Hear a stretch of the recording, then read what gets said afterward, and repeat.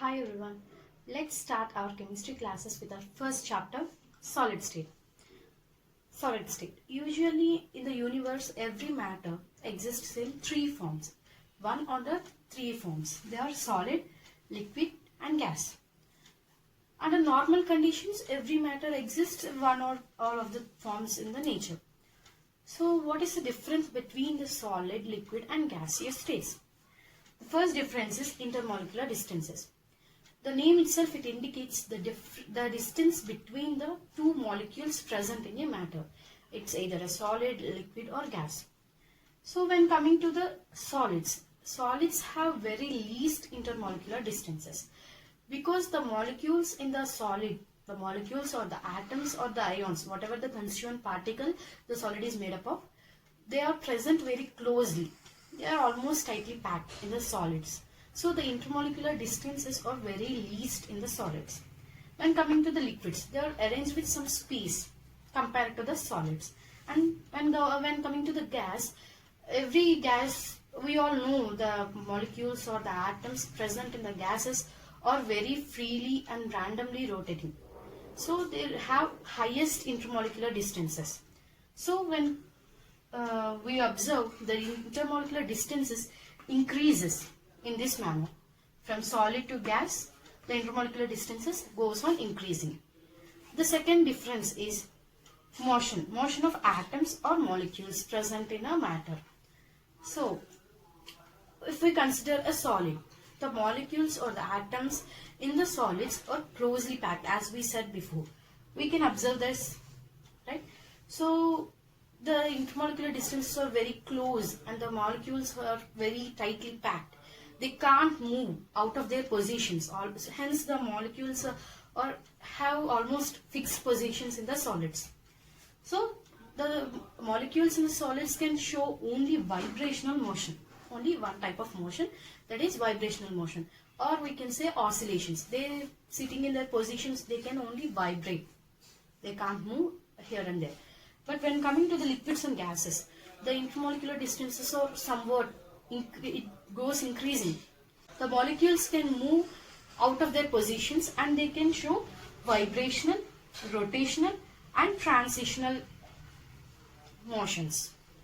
So liquids and gases have three types of motions, whereas solids have only one motion. If a matter has to be said as a solid, it must possess some properties. What are those? Here is the list. The first property is definite mass, volume and shape. What is it means? If you observe the liquids or gases, they doesn't have any definite shape. They take the shape of the vessel in which they were kept. So, but in coming to the solids, they must possess a definite volume, mass and shape. Second, least or short intermolecular distances. As we discussed before, the solids must have short or less intermolecular distances.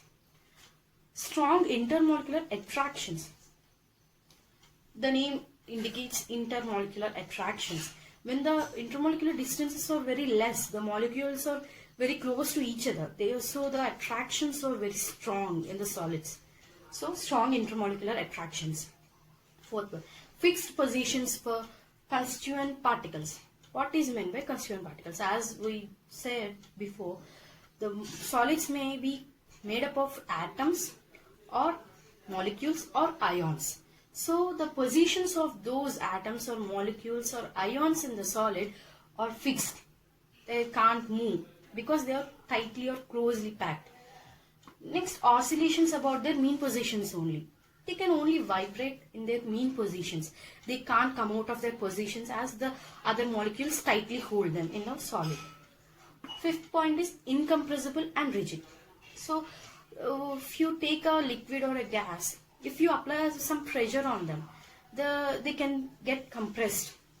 But whereas with solids, they doesn't compress. So, incompressible and rigid. They are very strong. We all see usually. So, sixth point is slow diffusion. When compared to the liquids and gases, solids have very slow diffusion. Because why they show slow diffusion means the 2 points here. They have least intermolecular distances and strong intermolecular attractions. So the diffusion of these solids is little bit slow when compared to the liquids and the gases. Up to now we saw the properties of the solids. Now basing upon 2 points, the solids are divided into 2 types. What are those? Based on nature of attractive forces between the atoms or molecules present in the solid, and based on the arrangement of particles within the solid, throughout the solid. The solids are divided into 2 parts, crystalline and amorphous. We all know a best example known silica from inorganic chemistry. So silica, the 2 forms of silica are quartz and glass. We all know the words quartz and glass. So the form quartz is an best example for crystalline solids.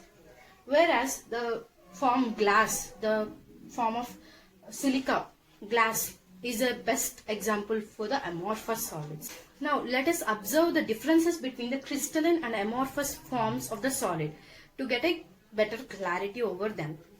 Now let's know the differences between the crystalline and amorphous forms of the solids. Crystalline solids are also known as perfect solids, whereas the amorphous solids also known as pseudo solids or supercooled solids. Why the names are given such like that? So if we go deeper, we can understand. The first difference is that crystalline solids have regular shape and arrangement of the molecules. Here are the structures which demonstrate the differences. If you observe the structures of the crystalline and amorphous both.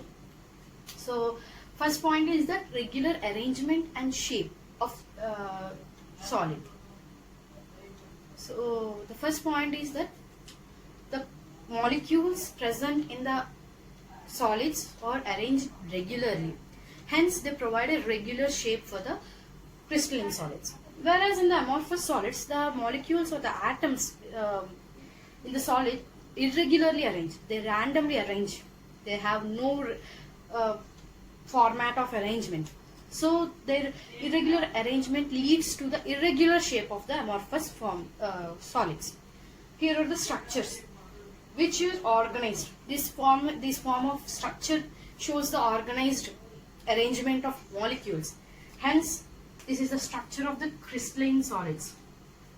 Whereas this, if you observe, it shows the irregular arrangement of the molecules. The molecules are not arranged in a proper order. No proper arrangement of the molecules among the solid.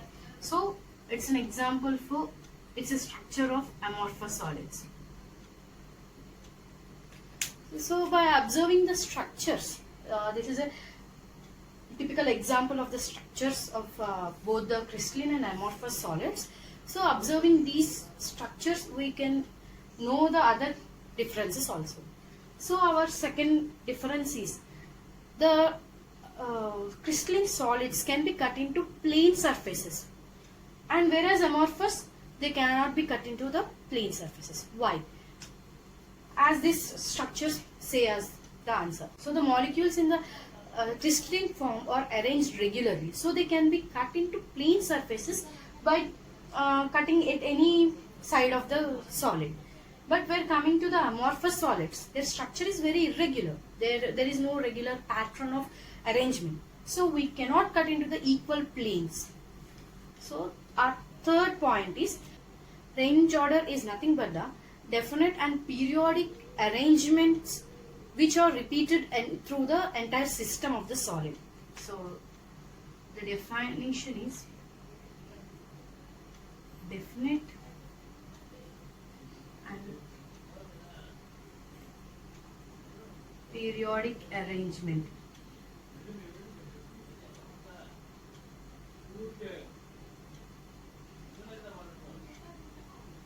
Observed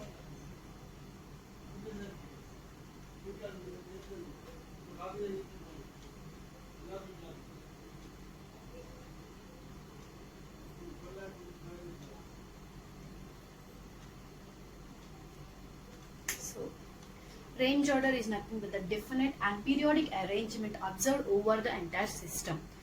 So if we explain this, how? What is the range order? If you observe the structure, you can see, for your convenience, I placed the two different types of molecules with two different colors, black and red. If you observe, as these molecules are arranged in a regular order, the repeat, which is the periodic repetition found in the solid, is this one. If you observe this black and red bond, right? So the repeated unit in this solid is this one.